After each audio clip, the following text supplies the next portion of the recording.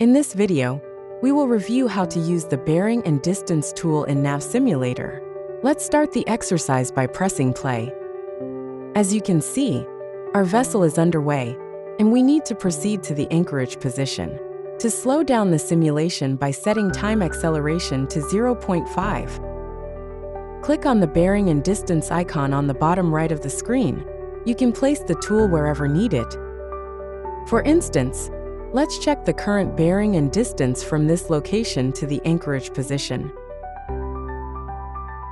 The bearing is 0.34 degrees, and the distance is 2,784 meters. These values are fixed to the ground. Now, let's get a bearing and distance updated in real time from our moving ship to the anchorage position. Double-click the asterisk. The letter F appears, indicating the tool is now fixed at the anchorage point. Move the tool to the vessel's control point, the bridge. Double-click here. The letter R appears, meaning the tool is now in relative motion mode and moves with the ship. Now, we can see the updated bearing and distance relative to the anchorage, allowing us to track changes in real time as the vessel moves.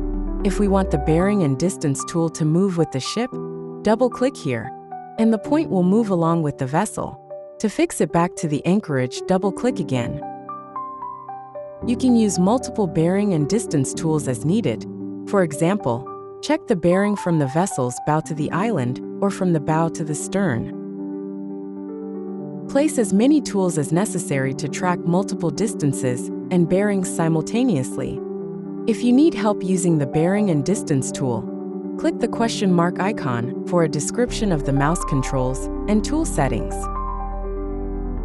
In this video, we described how to use the bearing distance tool for various navigational tasks. Thank you for your attention.